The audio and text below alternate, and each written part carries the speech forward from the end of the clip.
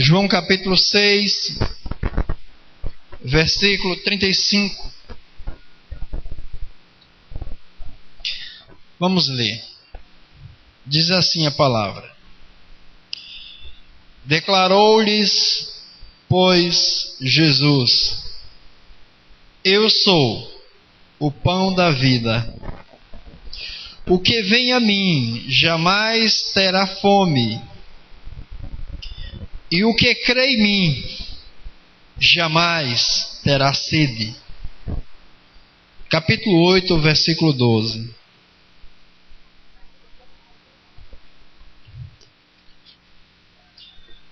De novo lhes falava Jesus, dizendo: Eu sou a luz do mundo.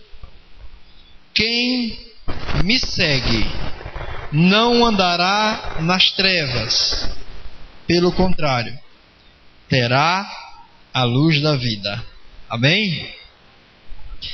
Pai querido, por graça, vem abrir o nosso entendimento, vem nos contagiar, vem nos trazer alegria, mas não uma alegria como uma coisa, mas Jesus Cristo, nossa alegria. No ouvir a tua palavra, no contemplar a tua palavra, o teu falar, e para a tua glória, Pai, no nome dele que nós te rogamos. Amém. Irmãos, se nós lermos a Bíblia, de Gênesis a Apocalipse, nós iremos encontrar uma só pessoa: Jesus Cristo. A Bíblia, ela é o livro mais lido no mundo, mas ao mesmo tempo é o menos compreendido, porque a Bíblia, ela tem sido instrumento para se conhecer história, para se conhecer personagens históricos, para discussões, para discutir filosofias. Mas o Senhor Deus, Ele, quando permitiu que o Espírito Santo usasse homens santos, foi para que nos redigisse uma carta de amor, aonde essa carta de amor, ela expressa uma pessoa. E essa pessoa é o seu Filho amado, o Senhor Jesus, o Senhor da glória.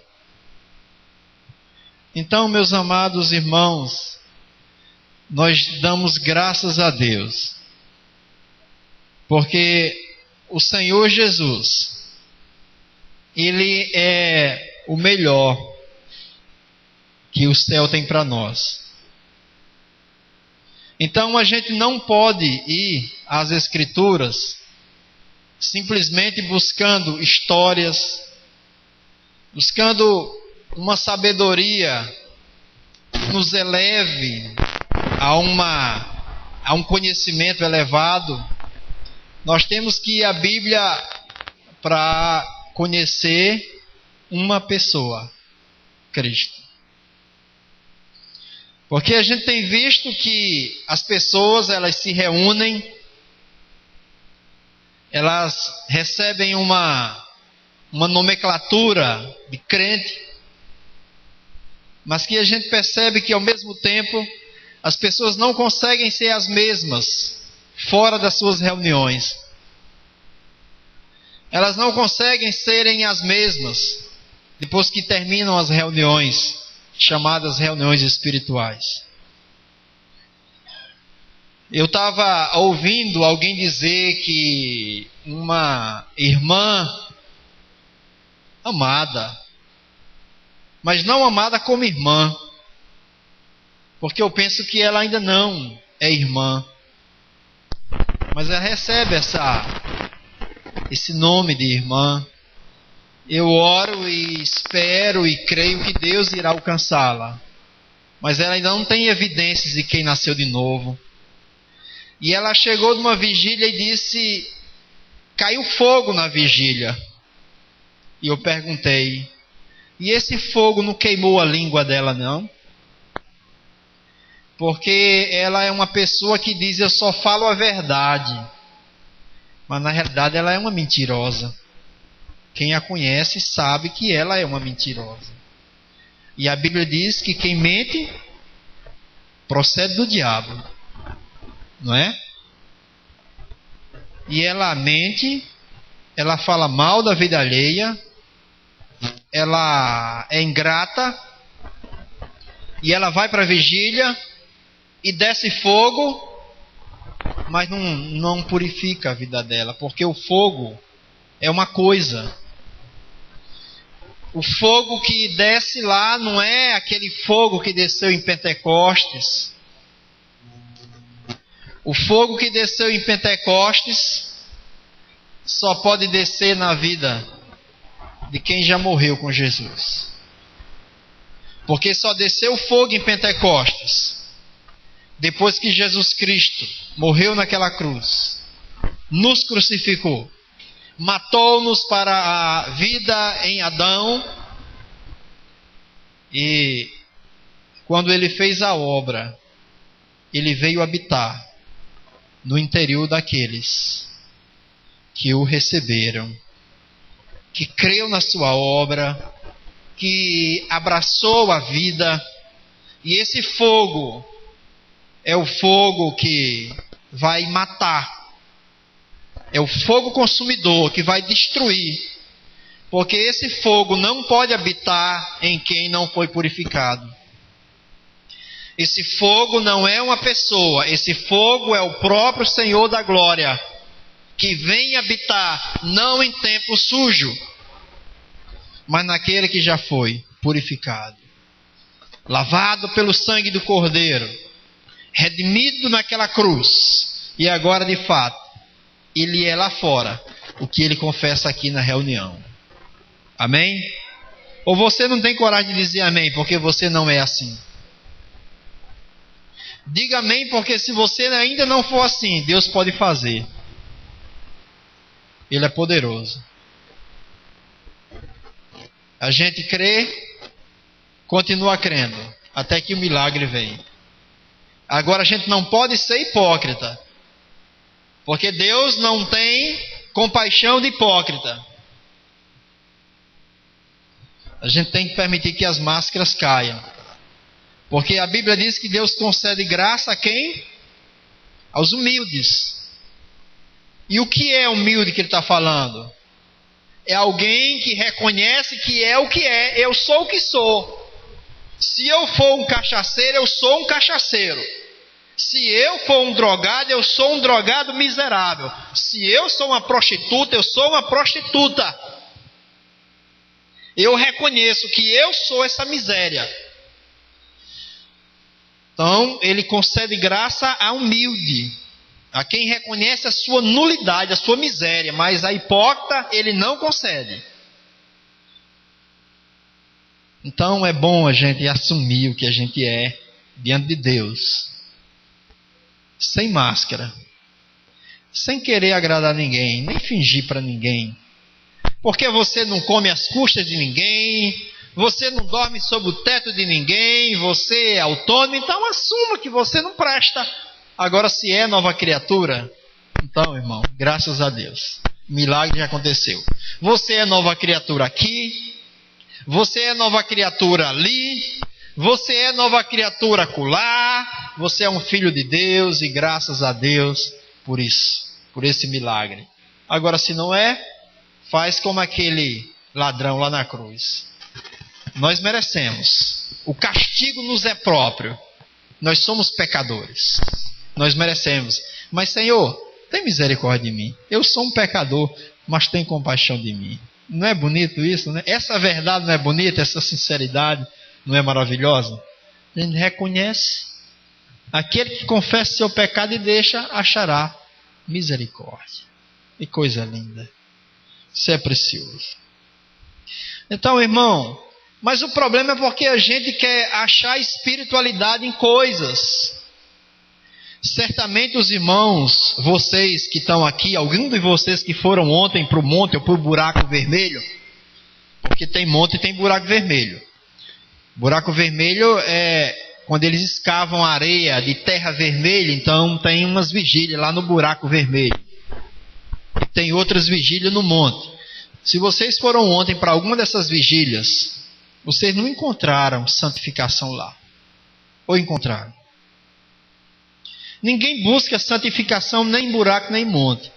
Onde é que está a santificação?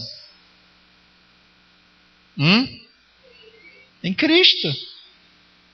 Ele é a nossa santificação. Então, é ruim ir para o monte ou para o buraco? Não é ruim. Mas é ruim quando eu vou para lá com objetivos errados. Vamos ler de novo 1 Coríntios 1,30, senão alguém vai dizer que eu estou falando aqui besteira. 1 Coríntios 1,30.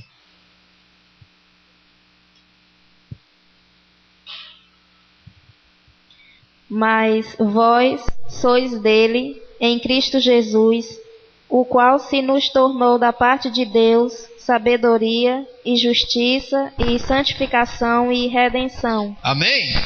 Quem foi que se tornou tudo isso? Jesus. Ele se tornou. Comece aí devagarinho, porque crente lê a Bíblia muito apressado.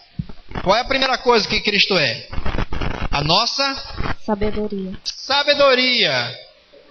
Porque antes nós vivíamos sem entendimento e achávamos que tinha entendimento, não era?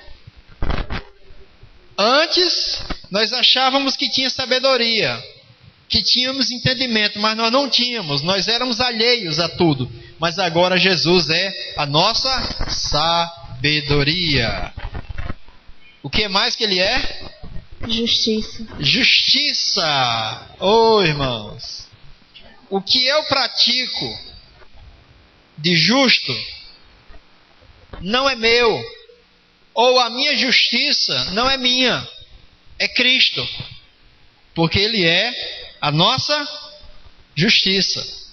Se eu praticar alguma coisa fora dele, não vale, é imundícia. A gente olha assim e diz assim, mas eu conheço muita gente que não é crente e é melhor do que muito crente. Pare com isso. Quem não nasceu de novo não presta. Pare com isso e dizer que quem não é nova criatura é melhor do que não é. É igual. É pior, porque é um fingido. O que ele faz que você iria escandalizar, ele faz bem feito, escondido. Ele não presta. Porque a Bíblia diz que não há um se. Aí vemos querendo dizer que tem gente que não é crente e é melhor do que não presta. É igual a você. Igual a eu. Não presta. O que é mais que ele é? Santificação. Oh, irmãos, olha que como Jesus é tudo. Ele é sabedoria, é justiça, é santificação. Ah, mas irmão, eu estou orando há meses, eu estou com um propósito, eu estou jejuando, eu estou sendo assíduo nas reuniões, eu estou fazendo tudo. Tá não. Porque santificação é uma pessoa. Tem essa pessoa? Tem. Então tem tudo. A ideia do cartão de crédito é mais ou menos isso. Você recebe um cartão de crédito. É mais ou menos, não é essa ideia. Você tem dinheiro aí, tem ou não? Como é que você vai me pagar? Eu tenho um cartão de crédito, dá pra cá. Você não tem dinheiro, mas tem cartão de crédito, tem dinheiro. Eu não tenho justiça, eu não tenho sabedoria, eu não tenho santificação, mas eu tenho Cristo. Então tem tudo. O que mais que ele é? Redenção. Aleluia. Pronto. Aí o cara diz assim, mas tem gente que diz que está salvo, que vai para o céu. Não é tem gente não, é Deus que está dizendo, quem tem Cristo vai para o céu, não vai para outro lugar. Não tem jeito, irmãos. Cristo é tudo e pronto. Então, o problema é que nós temos muitas coisas. O que é a nossa experiência cristã? É simplesmente uma experiência ou é uma pessoa? Ah, mas irmão, eu sou crente, porque eu fui batizado no Espírito Santo. Eu estou aqui tomando umas cachaças, mas eu fui batizado no Espírito Santo. Mentira! Aquela experiência foi mais uma experiência. Porque a experiência de uma... Vá abrir em 5,17 de 2 Coríntios. 5,17. Ah, irmão, eu me arrepiei. Não é arrepio. Arrepio é nosso, é da nossa carne. A sua experiência, se não for essa, não vale. 5,17, 2 Coríntios.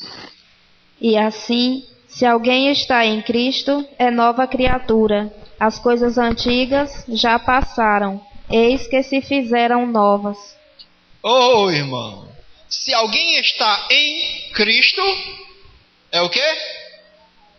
Aleluia. O cara continua no mundo da miséria e diz assim, eu tive uma experiência. Você pode ter tido uma experiência, mas não tem Cristo.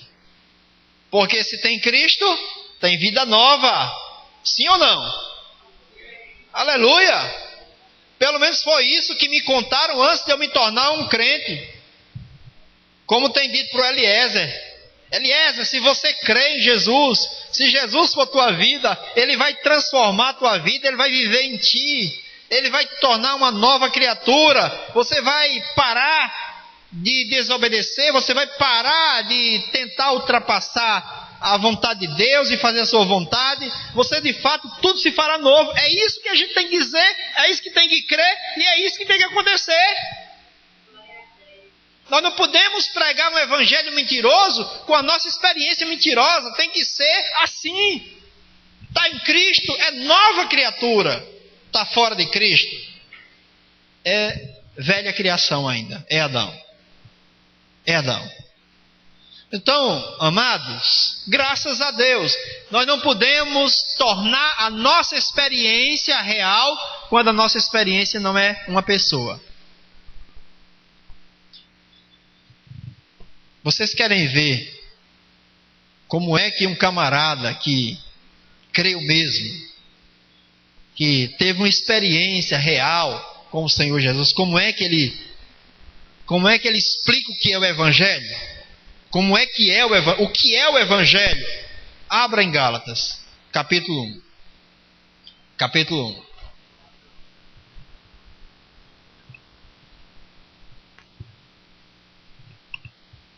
Se alguém chegasse para Oswaldo e dissesse, Oswaldo, o que é Evangelho? Eu ia enrolar e não ia explicar nada. Mas veja, a partir do versículo 6 em Gálatas 1. 6. Leia até o 9. 1, do 6 ao 9. Admira-me que estejais passando tão depressa daquele que vos chamou na graça de Cristo para outro evangelho. Só um instante. Paulo escreve essa cartinha para esses irmãos e diz assim: eu estou admirado com vocês. Eu estou admirado porque até onde eu sei, vocês aí dessa região da Galácia, vocês receberam o Evangelho verdadeiro. E agora vocês estão abraçando outro evangelho. Mas o que é evangelho para Paulo? O que é evangelho para Paulo? O que é evangelho para Paulo? Se a gente quiser entender o que é evangelho, a gente vai ter que usar a lei da hermenêutica vendo das frases. Ele diz assim, olha aí, arregala os seus olhos na sua Bíblia. No versículo 6. Admiro-me que estejais passando tão depressa daquele que vos chamou na graça de Cristo. Preste atenção. Daquele que vos chamou na graça de Cristo para outro evangelho. Primeiro, eu e você não iremos chegar a lugar nenhum se não for pela graça.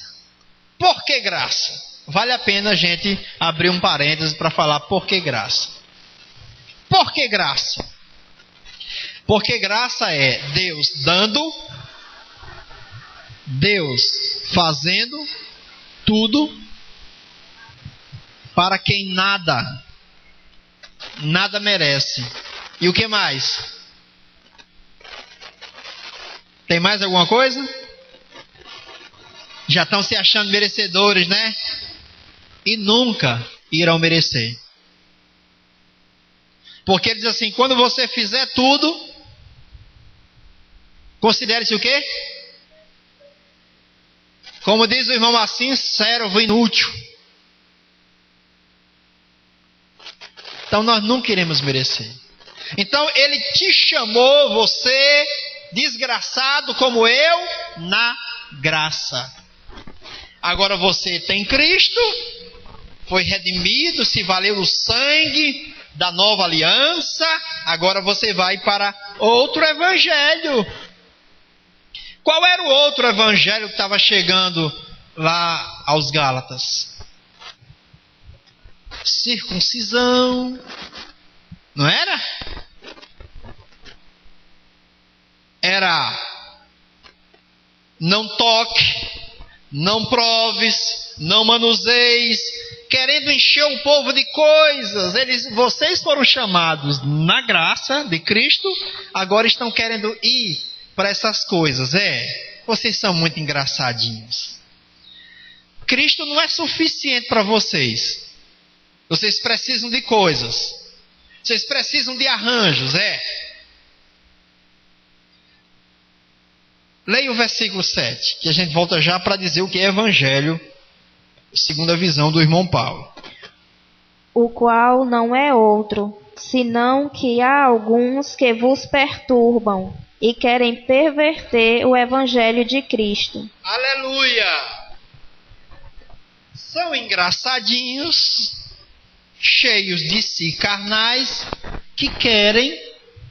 Na tua versão, Joaquim, fala o quê? No versículo 7. As pessoas que estão perturbando vocês, querendo mudar o evangelho de Cristo. Querendo tirar vocês de Cristo. Querendo que vocês sigam modelos humanos, sistemas humanos. Porque nesses modelos humanos, o que o pastor manda, o cara faz. Eu sou tão dependente do meu pastor. O meu pastor essa semana mandou passar uma semana jejuando, porque ele recebeu uma revelação que eu vou ter vitória, vou ter uma batalha e só vou vencer com esse jejum. Eu não tenho nada contra jejum. Eu estou dizendo, quem quer fazer coisas, até leitura de Bíblia, fora de Cristo. Porque todas essas coisas são boas, mas no devido lugar. Jejum, oração e leitura de Bíblia. Não como para atingir objetivos pessoais. Não para alcançar santidade. Não para... porque é Cristo. Então tem pessoas querendo tirar vocês de Cristo e colocar em coisas. Ah, esse local é sagrado. Se você estiver nesse local, você vai ser abençoado. Ah, mas vamos subir no monte, porque lá no monte tem bênção. A bênção é em Cristo. Fomos abençoados com toda a sorte de bênçãos espirituais nas regiões celestiais. Aonde? Em Cristo. Tudo nele. Tudo é por meio dele. Tudo é para ele. Então, ele disse, leia o 8. Mas, ainda que nós, ou mesmo um anjo vindo do céu, vos pregue evangelho que vá além do que vos temos pregado, seja anátema. Oh, Jesus maravilhoso!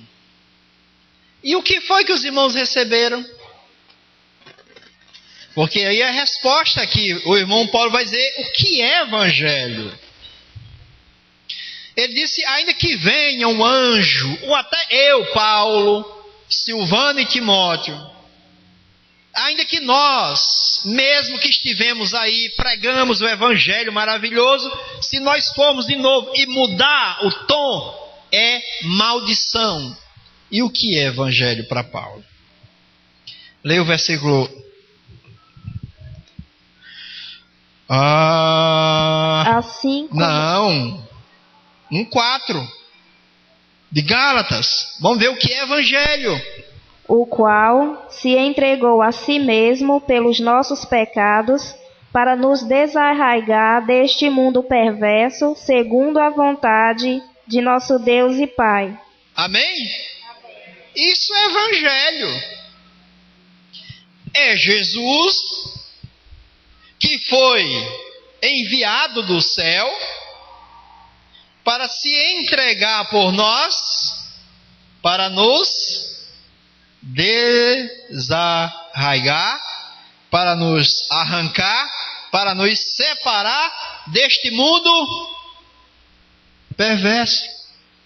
Aí você fala assim, mas eu fui desarraigado, agora eu preciso de santificação. É Ele também. É Ele do começo, do meio, o fim, alfa e ômega. Então Paulo diz, se alguém sair disso aí, seja maldito. Porque o homem gosta. O homem gosta de sair do tudo de Deus. E sabe o que ele vai encontrar se ele sair do tudo de Deus? Ele vai dar com os burros na água. E pior que os burros estão carregados de pedra e vai afundar. Porque Cristo é o tudo de Deus.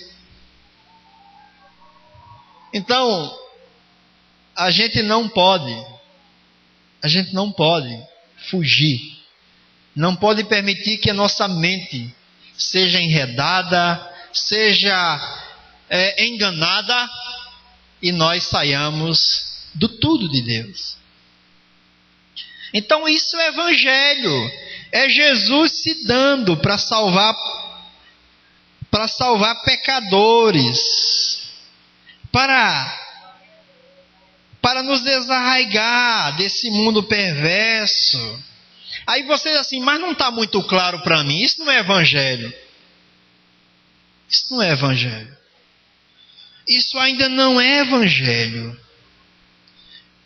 Então você vai ler, você irá ler.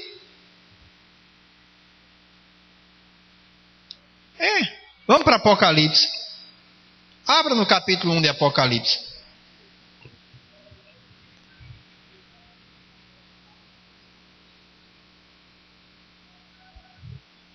Vá para Apocalipse, capítulo 1, versículo 1.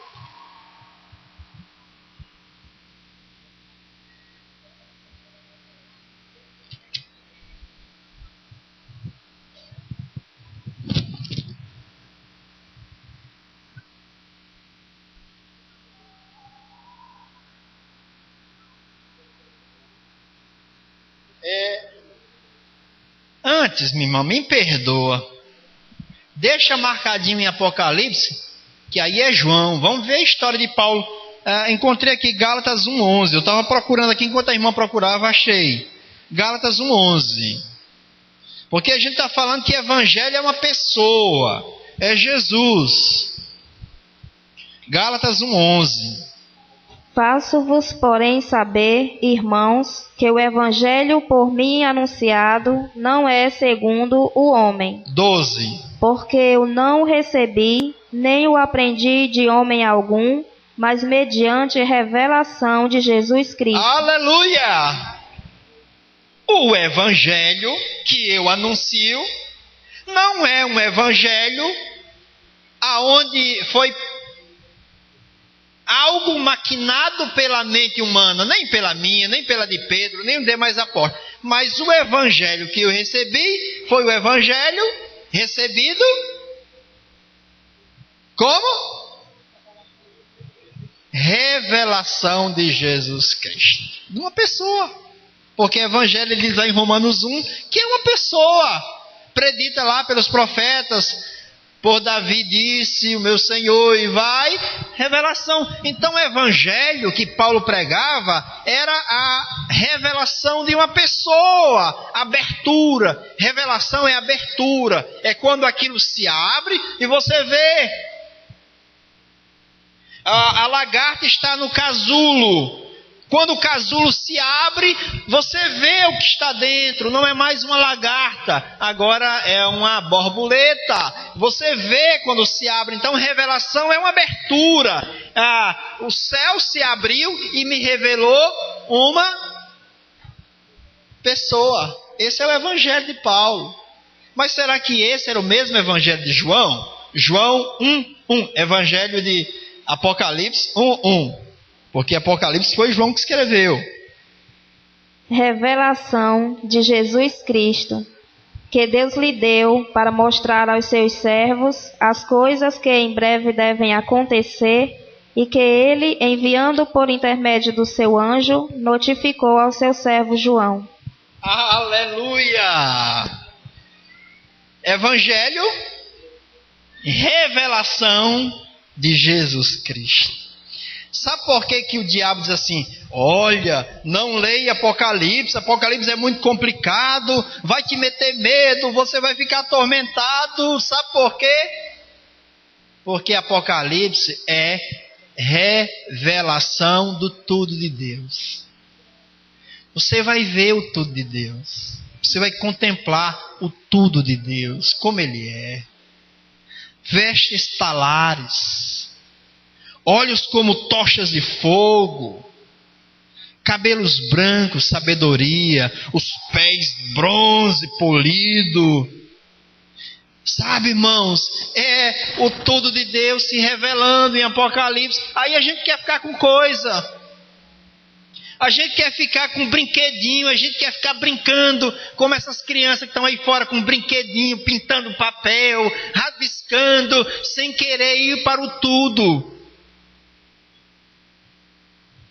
O tudo de Deus é Ele.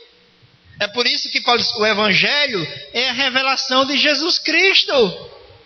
Desde o dia que eu conheci esse maravilhoso, sabe, a minha vida mudou, a minha percepção mudou. Agora para mim viver é Cristo, morrer é lucro, acabou. Eu procurava nesse mundo razão, eu procurava nesse mundo sentido, a minha carne buscava satisfação. E o que nós encontramos quando nós procuramos satisfação na carne? Morte. Porque a inclinação da carne dá para morte. Sabe, irmão, eu era um insatisfeito, eu vivia insatisfeito. Nós tínhamos um provérbio que a gente dizia assim: não, entre nós, que eram nós colegas de trabalho, se der mamão com açúcar, ele vai reclamar, dizer que está amargo, porque mamão já é doce, se você colocar açúcar fica mais doce ainda. Então nós reconhecíamos que nós éramos tão insatisfeitos, tão amargurados, que se colocasse algo doce, supra doce, nós diríamos que era amargo. Por quê? Porque a nossa vida era amarga, porque vivíamos na carne. misericórdia, né? Para quem ainda vive dessa forma. Veja o versículo 4 Apocalipse, capítulo 1, veja a partir do 10. 1:10. Achei-me em espírito no dia do Senhor, e ouvi por detrás de mim grande voz como de trombeta. Continue. Dizendo: o que vês, escreve em livro e manda às 7 igrejas. Amém. Então, alguém com uma voz, como voz de trombeta. Então, voz de trombeta, a trombeta era ecoada naquela época para avisar que vinha o exército inimigo. A trombeta ecoava quando o exército vinha marchando da vitória. Então, era um sinal. E quando aquela trombeta tocava, todos ficavam atentos para aquela trombeta. E quando João escuta alguém com voz de trombeta dizer, e ele para: o que tu vês, escreve. O que tu vês, escreve. Mas lembre-se que isso aí é revelação de Jesus Cristo. Aí você vai para o versículo 12. 1:12. Voltei-me para ver quem falava comigo, e voltado vi 7 candeeiros de ouro, e no meio dos candeeiros um semelhante a filho de homem, com vestes talares e cingido, à altura do peito, com uma cinta de ouro. Você para aí. Aí você vai ver 17, versículo 17. Quando o vi, caí a seus pés como morto. Só aí, que coisa maravilhosa! Então esse João, que já havia reclinado a cabeça no peito do Senhor Jesus, quando o vê em glória, ele não resiste, ele cai como morto. Então foi isso que aconteceu com Paulo, no caminho para Damasco. Ele o viu e caiu por morto. É isso que acontece com todos nós. Nós morremos para esse mundo, irmãos. Morremos para o mundo, porque Evangelho é revelação de Jesus Cristo. Evangelho não é historinhas, não é sequer pregação da Bíblia. Evangelho é uma pessoa. Aí ele chega, aquela pessoa estava em Cafarnaum e diz assim para o povo: eu sou o pão da vida. Eu sou o pão da vida. Aquele que de mim se alimenta nunca mais terá fome. O que é pão na Bíblia? Pão é satisfação, é saciar-se. Porque quando alguém está com fome, ele está insatisfeito. Ele é alguém zangado. Não brinque com quem está com fome. Vocês lembram do povo lá no deserto?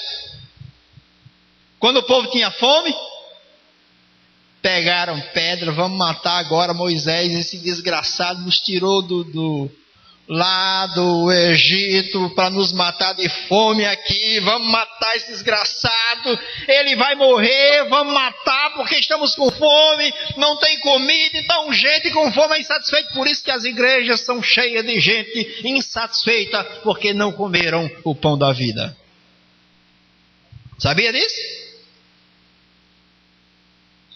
Quando você vê alguém insatisfeito, é porque não comeu o pão da vida.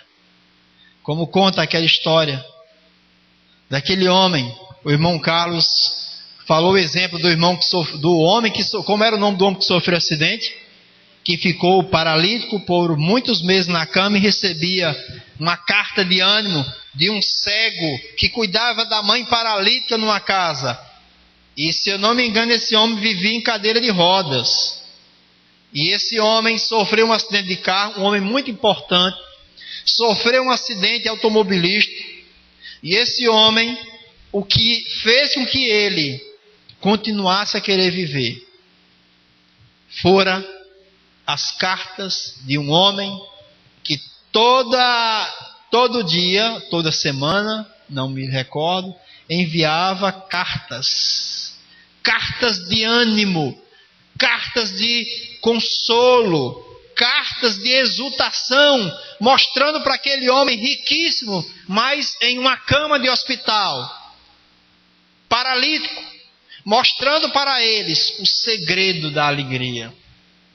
E aquele homem, depois de um ano, vai visitar aquele homem que foi a sua esperança. E quando ele chegar lá, de longe já vê uma casa muito simples, mas ele adentra, ele diz: eu não acredito que foi aqui que saiu a minha razão de viver. E quando ele chega lá, ele encontra um homem cego, numa cadeira de rodas, cuidando da sua mãe acamada. Ele disse: meu Deus, eu não acredito que foi isso que me deu tanta alegria, tanta satisfação. Não foi, irmãos, não foi ele, foi Cristo. Foi a vida daquele homem que contagiou aquele outro homem. Meus irmãos amados, Cristo, Ele é tudo. Então, meus irmãos, graças a Deus, é por isso que o irmão Paulo diz, lá da cadeia, em Roma, escrevendo para os irmãos em Filipos, ele diz, no capítulo 4, alegrai-vos. Outra vez vos digo, alegrai-vos no Senhor, irmãos. Porque no mundo, mas em Cristo nós temos satisfação, nós temos alegria, porque Cristo é tudo, ou não é? Então, meu irmão, a razão da nossa alegria não são as circunstâncias favoráveis. A razão da nossa alegria é Cristo. Porque muita gente acha que se ganhar na Mega Sena será feliz. Você será o mesmo miserável, o mesmo infeliz, o mesmo trapaceiro, porque conforto não é paz, conforto não é alegria. E diz o meu Deus, o ímpio não tem paz. Pode colocar ele no céu. Se colocar o ímpio no céu, se fosse possível, nem lá no céu ele teria paz. Porque o céu é uma pessoa. O céu é Jesus Cristo. Ele é o céu. Oh, meus irmãos. Cristo, Ele é o tudo de Deus, irmãos. Não se engane, meus irmãos, não se enganem. Abre no Salmo 16, menina, no versículo 11, e lê para nós. Salmo 16, 11. Tu me farás ver os caminhos da vida. Na tua presença há plenitude de alegria. Na tua destra, delícias perpetuamente. Aleluia! Aí Jesus encontra o povo lá em Cafarnaum. Aí o povo, eles foram supridos, comeram pão. Aí Jesus sai, está lá no capítulo 5 e entra no versículo 6. Jesus Cristo sai e os discípulos vão num barco. Na frente, Jesus vai orar no monte, e Jesus volta, o povo não encontra o barco, não encontra Jesus, e quando encontra Jesus, Jesus, vem cá, Jesus, oi! Jesus falou, epa, vocês não estão aqui por causa dos sinais, vocês não creram, vocês estão aqui por causa do pão que vocês comeram. Foi o que ele disse para a mulher samaritana. Se você beber dessa água, você volta a ter sede. Se você beber da água que ele der, nunca mais terá sede. Comeram o pão que Jesus multiplicou, que maravilhoso. Jesus pegou alguns peixinhos e pães, multiplicou, deu de comer multidão, mas isso não satisfaz. Porque Jesus não quer nos dar coisas. Ele pode te dar uma Hilux, pode dar uma Land Rover, pode dar uma casa mobiliada, ele pode dar uma fazenda, pode dar, mas isso não satisfaz. E o que é que satisfaz? É Cristo. Ele satisfaz. Aí Jesus Cristo diz, trabalhai, não pela comida que perece, mas pela que permanece, a qual o Filho do Homem vos dará. E quem é essa comida? É Ele. Aí se tem alguém que já tocou nessa vida, está satisfeito. Ou tá, ou Jesus é mentiroso. Porque tá satisfeito. Está cheio de esperança. Pode estar dando tudo errado, mas ele não está. Alguém está botando macumba para mim, ou é olho gordo. Não, meu irmão, não. É a mão disciplinadora de papai. Porque quando eu estou fora do trilho, papai desce a mão, e a mão de papai vai bater. E vai bater porque Ele nos ama. Então, se alguém se queixe-se dos seus próprios pecados, não de Deus, nem de ninguém. Então, meus irmãos, aí ele diz: na tua presença há plenitude de alegria, e na tua destra delícias perpétuas. Porque disse: quem de mim se alimenta, nunca mais terá fome. A gente encontramos, irmãos, o pão da vida. Nós não encontramos coisa, encontramos o pão da vida. Aí está tudo bacana, irmãos. Mas não está tudo bacana porque tudo nesse mundo está bacana. Porque aqui tudo está errado. Tudo está à contramão. Está bacana porque o Senhor está no controle. Porque o Senhor é nossa vida, é nossa sabedoria, nossa justiça, nossa santificação, nossa redenção. Ele é o nosso caminho, Ele é o caminho, Ele é a vida, a nossa vida, Ele é a verdade, a nossa verdade, Ele é tudo. Foi isso que nós encontramos, foi o tudo de Deus. Estava falando hoje com o Senhor, a gente é tão ruim, tão miserável, que o Senhor nos alcança. E eu vou lhe contar, se cada um aqui fosse dar um testemunho onde foi que o Senhor alcançou, nós poderíamos dizer que nós teríamos aqui verdadeiros depoimentos, não testemunhos.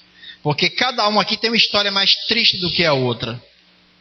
E é interessante que o Senhor nos alcança, nos salva da nossa miséria.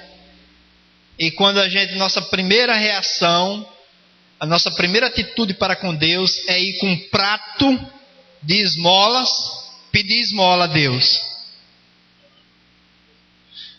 Deus me dá.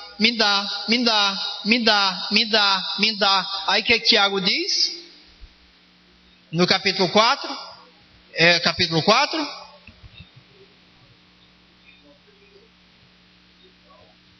Vive pedindo mal. Tiago, para os deleites. Eu quero me deleitar. É como diz aquele deputado do programa humorístico: eu quero me dar bem. 4:3 de Tiago. Pedis e não recebeis, porque pedis mal, para esbanjardes em vossos prazeres. Vocês pedem para os prazeres, porque o Senhor ensinou na oração, quando Ele disse: vocês orarão assim: o pão nosso de cada dia nos dai hoje. Eu volto a perguntar: que pão é esse que está mandando pedir? É o pão da padaria? Não, irmãos. É o pão da vida. É o pão que satisfaz. Porque Ele disse: busquem o reino, as outras coisas vos serão acrescentadas. Se Ele te tirar o pão amanhã, é porque você precisa fazer um jejum para você desintoxicar seu organismo. Você está comendo demais, então você precisa passar pelo menos algumas horas de fome. Porque alguém disse: eu fui moço e hoje sou velho, e nunca vi o justo mendigar o pão, nem a sua descendência padecer necessidade. Então nós temos que esperar no tudo. A palavra diz que se nós, quando inimigos, fomos reconciliados com Ele pela sua morte, muito mais, sendo justificados, seremos salvos pela sua vida. Ainda diz mais, Ele nos dará gratuitamente com Ele todas as coisas. Agora não queira coisas egoístas, queira as coisas que glorificam a Deus, as coisas do reino. Como Ele diz aí, eu sou o pão do céu. Então, meus irmãos, se nós estamos satisfeitos, nós iremos cumprir cabalmente, como igreja, o propósito de Deus. E qual é o propósito de Deus? O propósito de Deus é de conduzir muitos filhos à glória, de que a igreja seja uma expressão da sua glória aqui na terra. Mas se nós não estamos, irmãos, saciados, sabe o que nós seremos? Bola murcha, pneu murcho. Pneu murcho, você vai aqui rodando e o seu carro baixa o pneu. A primeira coisa que você sente é a direção pesada. A direção pesa. Não é assim, Tom? Você já experimentou dirigir com pneu murcho? Já. Estourou o pneu. E o carro, se for o dianteiro, misericórdia. Se for o traseiro, o negócio ainda vai mais ou menos, né, Nildo? E o que o carro pede é para parar, porque o pneu está murcho. Então, se Cristo é nossa vida, o pneu não está murcho, irmãos. O carro, se você não puxar o freio de mão na ladeira, se ele não tiver com o negócio em dias, ele vai embora, porque o pneu faz rolar. Cristo é nossa vida, irmãos. Quando o inimigo coloca tristeza, situações vêm te tentar, quando o inimigo vem sobre tua vida e as tribulações se levantam, é para Deus mostrar quem nós somos, é para mostrar o nosso coração, e ao mesmo tempo é bênção, para que o Senhor se revele para nós e mostre que a nossa alegria não deve ser circunstância ou coisa, mas Ele mesmo. Ele mesmo.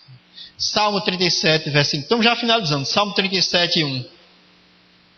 Salmos 37, 1.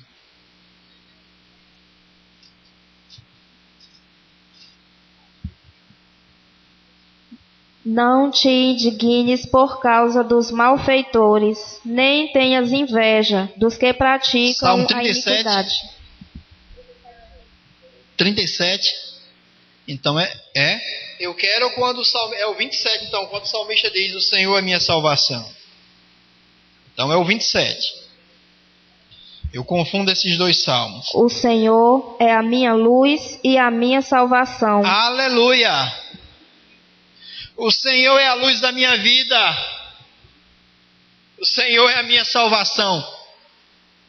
Presta atenção. Tem gente que fala assim: o Senhor é o meu Salvador. É verdade que Ele é o teu Salvador, mas Ele é mais do que isso. Ele também é a nossa salvação. Ele é o Salvador. Aí você diz: opa, eu fui salvo por Jesus. Ele é a tua salvação. Eu estou salvo porque eu estou em Jesus. Vocês entenderam? Por que Ele não pode ser sua salvação? Porque você está afogado, joga a boia. Aí eu digo assim: dou graças a Deus pelo Léo que me salvou no rio do Jiqui. Mas a única coisa que o Léo pôde fazer foi me salvar. Ele não poderia ser a minha salvação.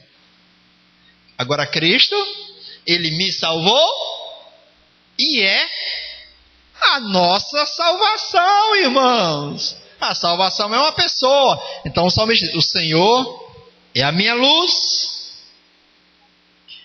Irmãos, se vocês quiserem trabalhar com alguém que está em depressão, pegue esse salmo, Salmo 27, pegue os 3 primeiros versículos, mas passe um ano com o depressivo. Ele não vai aguentar um ano não, lendo esse versículo primeiro, pedindo a Deus luz para mostrar para ele isso aí, mostrando quem é o Senhor. Porque o deprimido, ele se acha fraco, ele se acha impotente, ele se acha ninguém, ele pensa em morrer. Mas é isso que nós somos, nada. Mas o Senhor, o que Ele é? Nossa força, irmão. Oh, aleluia. Sabe por quê, irmãos? Porque quem tocou no Senhor, quem tocou na vida, quem recebeu a vida, você não vai encontrar nele, primeiro, murmuração. Não tem. Não tem. Não tem espaço. Não dá. Porque ele sabe que tudo está no controle de Deus. Tudo está no controle de Deus. Se o negócio não dá certo, é porque não é tempo nem hora de Deus. Segunda coisa, não tem orgulho. Quem tocou na vida não é orgulhoso. Todos os homens dos grandes avivamentos foram homens que se comportaram como verdadeiros vermes no aspecto de autoestima. Foram homens com a boca e o rosto no pó. Eles não eram orgulhosos. Nem encontramos lamúria nem orgulho em quem tocou a vida. Agora uma coisa a gente encontra: alegria, satisfação. Porque o Senhor é a nossa luz. O Senhor é a nossa salvação. O que diz mais aí? De quem terei medo? O Senhor é a fortaleza da minha vida. A quem temerei? Oh, aleluia. Oh, irmãos, me perdoe, eu tenho vontade de pular. Mas eu sei que vocês são batistas, eu não vou pular. Eu não vou cirandar, eu vou respeitar vocês. Mas aqui está dizendo: o Senhor é a fortaleza da minha vida. A Fortaleza não é a capital do Ceará. Fortaleza é... Me ajudem. É aquilo que me dá segurança. É aquilo que me salvaguarda. Que dá consolo, que dá tudo. O Senhor é isso, ó. Como em volta de Jerusalém estão os montes, assim é o Senhor em volta do seu povo.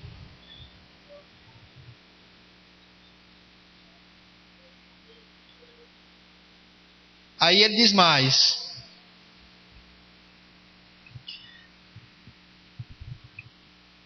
de quem terei medo? De quem terei medo? Pilatos, coitadinho de Pilatos, chegou assim: Jesus, vamos, faz um sinal, transforma água em vinho, vamos lá, diz eu te defende, eu tenho poder para te prender e para te soltar. Ele disse: eita amigo, você não sabe de nada. Eu quero dizer que a autoridade que você tem foi dada pelo meu Pai. Porque eu tenho um mandamento da parte do meu Pai: ninguém tira a minha vida, eu mesmo a dou para depois reassumir. Então você não tem autoridade sobre mim. A autoridade sobre mim tem aquele que manda em você. Aí foi para Herodes. Herodes também queria sinal, queria ver o espetáculo. Não, eu não estou aqui para dar espetáculo. Eu vim aqui para entregar minha vida em resgate de muitos. E até um profeta deles disse: é necessário que um só morra para que toda uma nação não pereça. E Jesus Cristo deu a vida para salvar-nos e também para ser a nossa vida. Então, irmãos, ele disse: eu sou o pão da vida. Eu sou o pão da vida. Eu sou a luz do mundo. Quem me segue não andará em trevas, pelo contrário, terá a luz da vida. Amém, irmãos? Oh, irmãos. Irmãos, não se conformem se a nossa experiência não for essa, de ter Jesus como tudo. Na simplicidade. Na simplicidade. Esqueçam a minha desenvoltura de falar isso. Esqueçam. Porque eu e você não tem capacidade para a gente falar o que a gente falou hoje. Esqueçam. Meditem apenas que o Espírito Santo é poderoso e ama e quer te encher dessa virtude da glória de Cristo. É só nós considerarmos que Ele deseja nos dar mais e mais de Cristo. Porque na hora que Deus não quiser me usar e te usar, Ele fura o pneu do carro e a bola fica murcha. Mas Cristo nunca vai murchar, porque Ele é tudo. Fique com Jesus. Fica com tudo de Deus.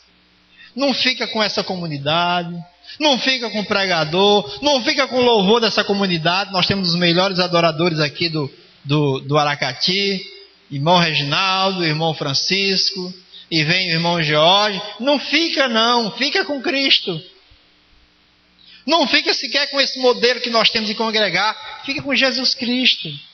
Não fica com o horário que a gente tem que terminar pontualmente às 8 horas. Fica com Cristo. Ele é tudo, irmãos. Então, é isso que Cristo é. Tudo em todos. Vamos ler o texto lá de Colossenses. É quanto? 3:11 ou 4:11?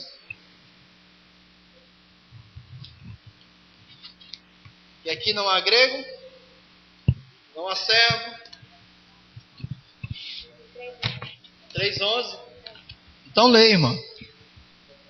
No qual não pode haver grego nem judeu, circuncisão nem incircuncisão, bárbaro, cita, escravo, livre, porém Cristo é tudo em todos. Aleluia! Cristo é tudo em todos. Alguém vai levantar e vai vir louvar aqui? Então levanta e vem cá, por favor. Vamos orar enquanto os irmãos vêm aqui. Paizinho querido, obrigado, porque o Senhor de fato tem nos dado o teu tudo. Não permite louvar. Quem é que vem louvar, gente? Vem cá, a oração funciona.